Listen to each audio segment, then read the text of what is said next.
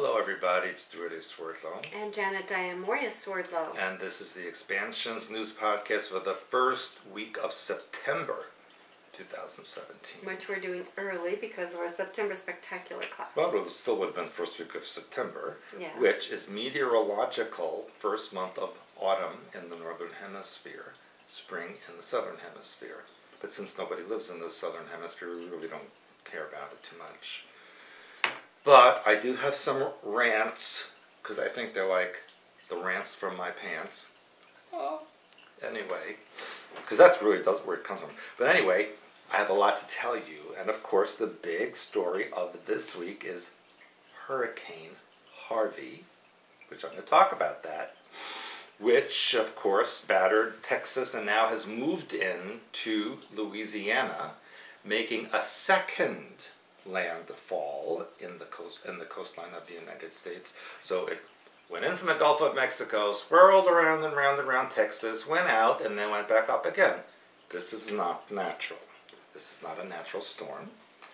And right now, as of this taping, there's at least 40 people confirmed dead, and they suspect as the rain or the flood recedes, they will find a lot more bodies. And unfortunately, bodies are starting to float to the surface, and it's not a very pretty situation in Houston, Texas, especially according to the Houston's mayor. You know his name? Sylvester Turner. He's Mayor Sylvester Turner, ST. Well, he has imposed, Mayor Turner, a curfew in Houston from midnight to 5 a.m. until further notice. And Texas, and especially the Houston area, has set a record for a single storm rainfall anywhere in the continental United States of approximately 52 inches so far. That's that's like more than most cities have in a year. And they did it in 6 days. Now, President Trump and Melania arrived in Corpus Christi and then went on to Austin. And of course, the big story of that was that the media criticized Melania arriving in her 4-inch pumps. See? Because that's what you would wear in a flood. Yeah, but surely at a time like that, there would be other things to talk about other than her heels. Truly, but it did kind of look silly. I'm sorry, but still, they shouldn't have made a big deal out of it. I would never wear my heels in a flood. I know, ever. she showed up in rubber boots and they criticized That would her make for sense. that. Would that make sense? They criticized her for that. Yeah. That's just what they do. So anyway, why was the Hurricane Harvey?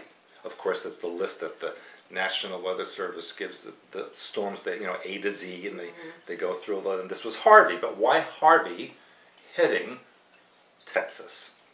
Well, how many of you, well, not many, because that's even before my time, in 1950, there was a movie with Jimmy Stewart, whose name was Harvey. Movie's name was Harvey.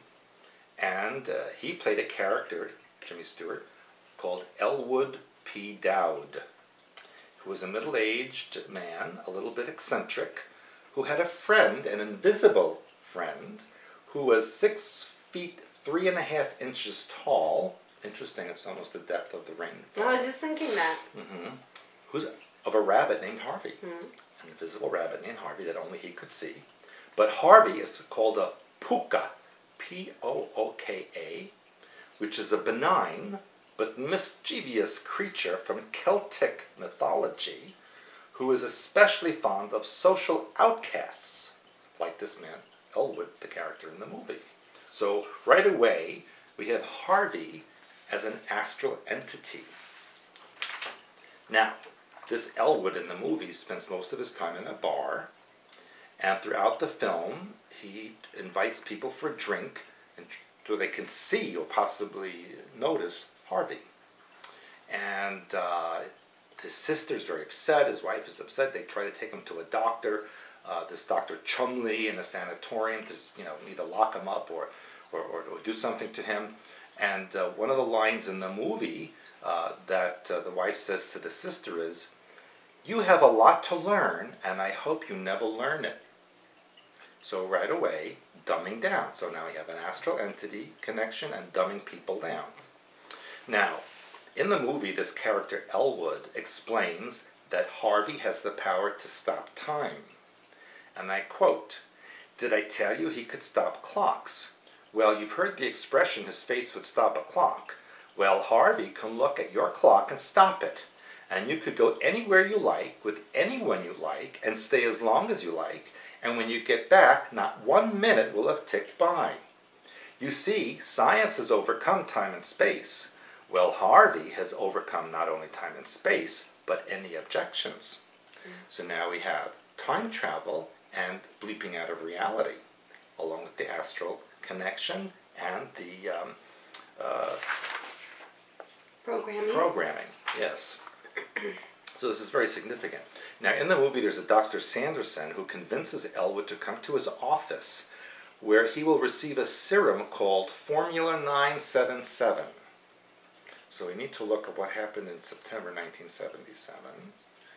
And that will stop this character from seeing the rabbit. And according to Elwood, when he takes the injection, he says, "He will just become a normal human being, and you know what stinkers they are." So we have human race is bad. So people, do you get the implication of why it was called Harvey and why it did all of this to Houston? Stopped the clocks, stopped time, dumb people down, humans are bad, astral entity, inflection, and so on. Well, also remember Houston's the NASA Space Center. You didn't mention And that. that's, well, I did, I think, Last time, but not this time. So that's why Harvey was a manipulated, created storm that had a path that no one has ever seen before and did all of this to Houston, Texas. We need to find out Formula 977. I'll get back to you on that one. But speaking of bizarre characters, let's talk about North Korea and dictator Kim Jong-un, who was there for the ballistic missile test that flew over Japan on its way over the Pacific. And it splashed or crashed into the northern Pacific Ocean. Now, apparently, they said that this missile was a test or a precursor to more missiles flying over Japan on their way to Guam. But, and I should have brought my globe, because people, let's say this is Japan, here's North Korea, Guam's over here. The missile went that way, not to Guam. So how could they say that this missile was a test on its way to Guam when it was actually headed towards Alaska? But maybe it was like a around the world thing. No. No? No. No. Maybe North Korea doesn't have that capacity. But maybe they have the different geography. No, yeah, the different geography. Well, we all know that Asians can't drive, so maybe they just didn't aim it properly. But no, people, what the news tells you is not true. It was not on its way to Guam. And here's the thing that people have to realize. It flew over the Japanese island of Hokkaido, which is very north. I have been there, actually. It's a very beautiful, lovely place. But it's nowhere near Guam. But why do the North Koreans hate the U.S. and they hate Japan so much? Well, you have to remember what Japan did to Korea in World War II, and even before, when Japan occupied the Korean Peninsula for centuries and destroyed their culture. And you have to remember that the United States, during the Korean War, killed 1/3 of the Korean population. And the North Koreans remember this, and that's why they don't like Japan or the Americans. Do you understand? Not that I'm defending Kim Jong-un. He's a lunatic. But you have to understand why North Korean people feel the way that they do. I thought Kim Jong-un was partly Japanese. Yes, he's actually 3/4 Japanese, and as I've mentioned many times, the Japanese royal family is actually North Korean, and I learned this in Japan. Anyway, let's go to another Looney Tune place. Oh, what could it be? The United States. Well, I've talked to you about the Nazis, but I haven't really discussed this Antifa. I mentioned it last time. Antifa, we have gotten information from a person in Germany that said it actually was created in Germany and is a German idea. But according to the Antifa website, they are an alternate left media group which publishes its press calling for, and I quote, abolitionism and revolutionary anarchism to decisively eradicate the abhorrence of 21st century slavery. So, what do they call 21st century slavery? Well, according to their website, it's the prison system of the United States. The group is also known as the Revolutionary Abolitionist Movement, RAM, intends to use some of its funds raised to create an underground railroad to help people escape the state. How old is this group? Apparently, it's been around a bit of time. And in other words, they intend to use this underground railroad to help criminals escape because the group believes that the Civil War was never resolved and the system of slavery transitioned into the prison industrial complex. Now, I'm not sure if they mean the actual prison system or that our life is like a prison. Maybe both. Yeah. Now, RAM, this group, sees the police as the enemy and praises Black Panther Mumia Abu-Jamal, who in 1981 murdered police officer Daniel Faulkner. Now, RAM hosts workshops specifically against police entitled Our Enemies in Blue. The group's website also seeks to abolish gender, which is what you talk about, and calls for its members to steal tools and lands so that it can build its own state independent of the United States. RAM also plans to build local defense teams and councils as well as national councils. Now here's the thing. What did I tell you about the Civil War, that it was going to be like Syria? Mm-hmm.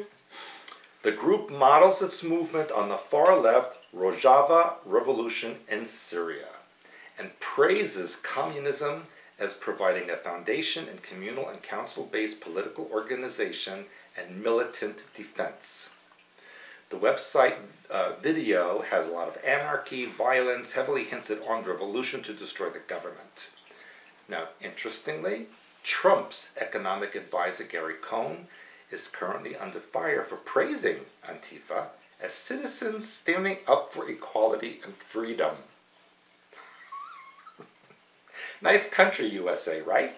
So we have a choice between Nazis and anarchists. Come visit, all of you foreign people. It's a lot of fun over here. Which one would you choose? You know what it reminds me of? That in Estonia, when they said, what do you like better, the Nazis or the Russians? And they said, that's like asking, you want a heart attack or a stroke? Mm-hmm. End result is that U.S. is gone, people. Doesn't exist anymore. Now let's go to another country that has problems. Where do you think?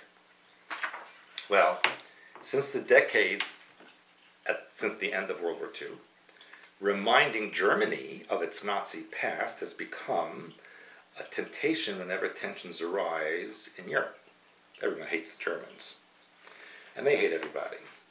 So recent assertions by politicians in Poland that Germany owes Poland reparations for the mass atrocities and destruction and the brutal Nazi occupation of the country are being met with skepticism from many, even though most Polish people support that.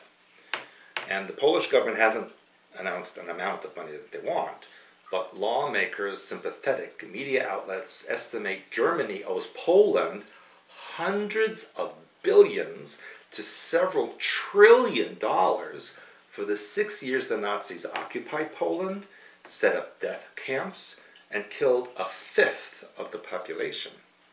And Poland is only asking for justice. The injury has not been repaired in any way at all, just the opposite. And that's from the Prime Minister of Poland, Beata Szydło. And she said this last week. This is current news. And she hasn't decided whether to make an official demand yet. Of course, Germany says the matter of financial compensation was settled long ago. That's what they said, except they said it in German. And international legal scholars agree that Poland has no legal claim for compensation at this point. And of course, the EU is very much now attacking Poland because they will not take immigrants. They will not change their legal system to accommodate the EU. And they won't change their other systems that the Europeans are demanding. And this is creating a problem for the EU, especially France and Germany are very much against Poland. Now, do you think that Germans owe money? But they're doing this in all the countries. You know, the blacks wanted repatriation for slavery, and this person wanted it for that, and so it's just kind of a thing that's out there all the time. So. Well, I must tell you that according to say that there's no legal claim, that it's too late. Well, in the United States, there's no statute of limitation for murder or rape or kidnapping or such things or anarchy, right? It could be hundreds of years, and you can be. They won't let the Polish filmmaker. Roman Polanski, from coming back to the United States for something that happened over 40 years ago, and his so-called victim said, forget it, I don't want to do anything, it's over, and they still, so where's the statute of limitations there, okay? So, I think that the EU is just really filled with love, and that all the countries love each other, and this is obvious. Now, something quite serious. And that is another story about Poland. And that is Poland has expressed its concern to Russia on Tuesday, this past week, of what it called difficulties in accessing the site of the 2010 plane crash in Russia that killed Poland's President Lech Kaczynski and 95 others. And according to this information, access to the crash site in Smolensk, Russia, is not being allowed, and they want to address the issue of a monument to the crash victims that Poland and Russia have jointly agreed to, but still has not been done. There's only a symbolic cross and a stone that marks the site now. Now, here's the interesting part. The ruling Law and Justice Party leader, Jarosław Kaczynski, who was the late president's twin brother, and blames Moscow for the crash, despite investigators in Poland and Russia saying that it was an accident. It was no accident. I have information on that. But I also know that the Russians, who were always to blame, are quite innocent in this. The Polish government has opened a new probe that is seeking to support its theory that the crash was intentionally provoked. It was, but not by whom they say. Moscow is refusing Warsaw's request for the return of the plane's wreckage or its flight recorders, making any investigation harder for the Polish people, but also fueling suspicions about whether there was anything to hide. Well, there are things to hide, but not by the Russians, and they want to get their stuff together before they release anything. Now, this crash happened on April 10th, 2010. They were arriving for ceremonies honoring the Polish officers killed by the Soviet secret security in 1940. Originally, Russia blamed the Nazis, but then they found out the Russians did it, and blah, blah. And I have a lot more to say on this story, which I have been asked to research by someone in the Polish government, and I have done my research, and I have found out my answers. I will not release any information until certain other information is released by Poland by the middle of September. And depending on what that information is, I will know what I can release to all of you. September 15th is the critical date. Now, let's go to another strange country, Israel. The Israeli Prime Minister Netanyahu says he will never, ever give back the West Bank settlements. He says, "We have returned here for good. There will be no more uprooting of settlements in the land of Israel. Settlements will not be uprooted." Like he said that twice, so he's like channeling Trump. I thought Trump always said it 3 times. Well, and like this, or he goes like this. Oh. He's always using, you know. Palestinians say that settlements on occupied lands are illegal and undermine the goal of a 2-state solution by taking up the land. You know, the 2-state solution is backed by most of the international community. However, President Trump has broken with the policies of the past presidents of the United States and refuses to endorse a 2-state solution. And so, in turn, Netanyahu has also taken a harder line and no longer speaks of establishing a Palestinian state, which he did before Trump came into office. So this is all part of a plan by Israel, the UK, the US, and other nations, which will lead into the final stage of the end times, the second coming of Christ, and blah, blah, blah. All of that is related to this, and I'll get more information about that as time goes on. Well, plus we'll talk about it more in our September class, which We will. begins Yes. this Sunday, Monday, Very depending on soon. which part of our group you're in. Right. Now, here's something which really disturbed me when I read about it. You know, every year they have this festival in Spain, the Tomatina Festival. And when 22,000 people hurl tomatoes at each other in the world's messiest food fight, 165 tons of the tomatoes were thrown, squished, etc., in the small town of Bunol, 25 miles west of Valencia. The tomatoes cost 36,000 euros. And the fiesta has been held since 1945 and declared a festival of international tourist interest by the Tourism Mechanism of Madrid in 2012. And people come from all over the world for this. But it's been criticized recently, saying it's a waste of food and drives the prices up. But the organizers say that the tomatoes do not meet standards for selling, so they'd be thrown away.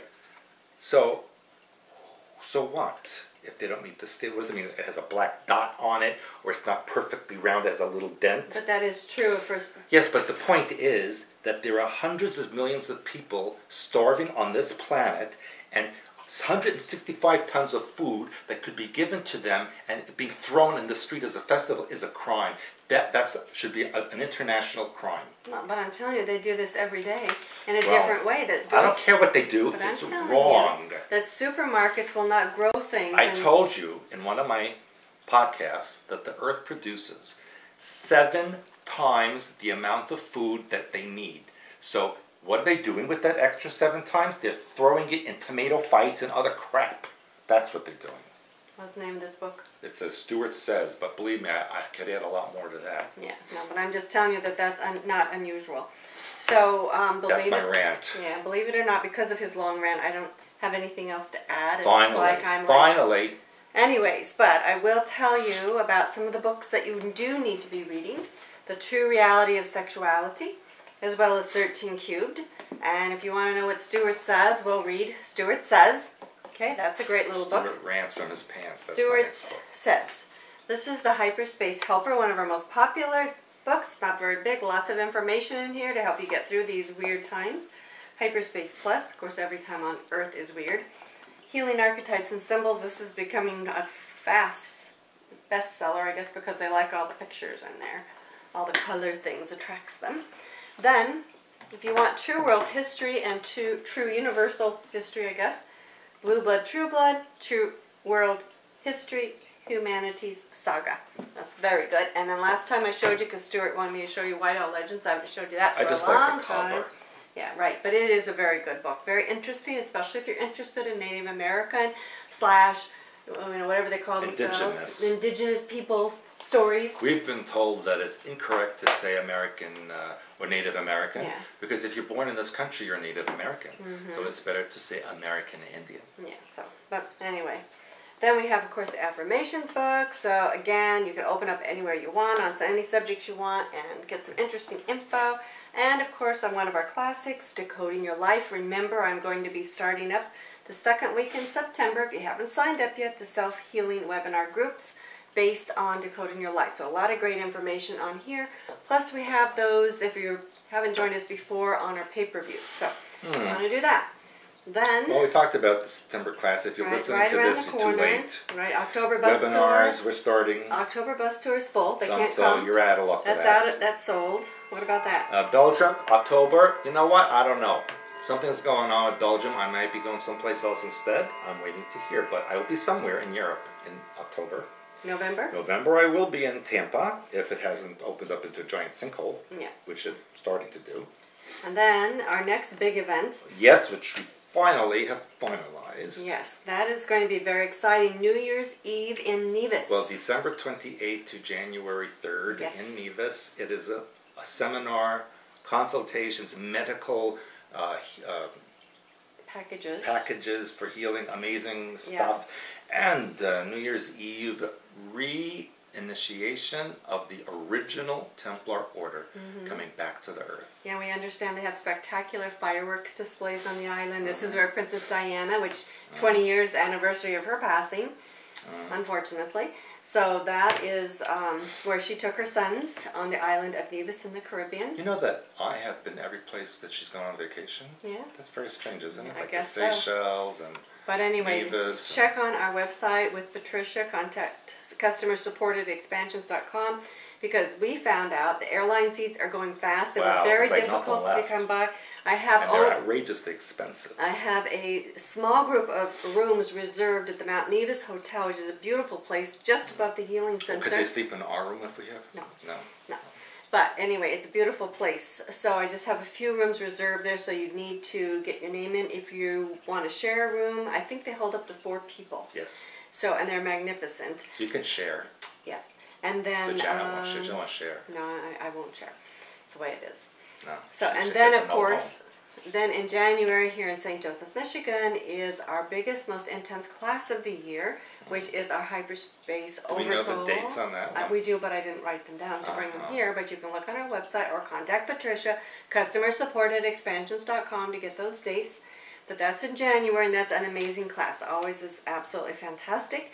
And of course, we will be opening up applications for our Oversoul Mastermind group again soon.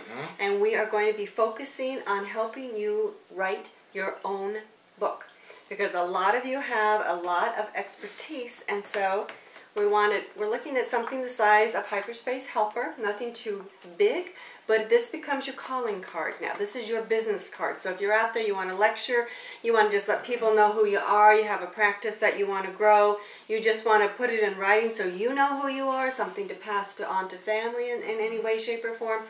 This is kind of an exciting project for me. And our theme is self-confidence, self-worth, self-value for the year. And this helps you to know who and what you are. So Oversoul Mastermind Group, I'm very excited for that. Plus, we have the opportunity for you to build your own clientele on our lovemoneyandpurpose.com site. Plus more things that Coming we'll up. be learning in Nevis, which will be applied to as well. We'll continue with our Templar information and research, as well as the healing research that's going on there is also phenomenal. So, and I'm working with Dr. Charles to write a new book on history. Yeah, very exciting. Very interesting. And we just finished another series of recordings with Dr. Charles, which is on our SMOC/Templar page of our website. Really interesting. So be sure you take a chance to listen to that, because I have to say, even I was like, wow, that's interesting. we always learn things, and his research is phenomenal in his field, I would say, and is very compatible with what we do. So it's kind of an amazing association when you take a look at that. Correct. Anything else you have to say? Not at the moment, but I think after our class, I will have a lot more to say that I can reveal. You can? I may be. And sometimes it's too much for a podcast, so sorry. You It just have to come and be with us. That's what it is. But this is not being filmed, so no. it's not going to happen. No, but probably in Nevis in December we will be revealing more things too.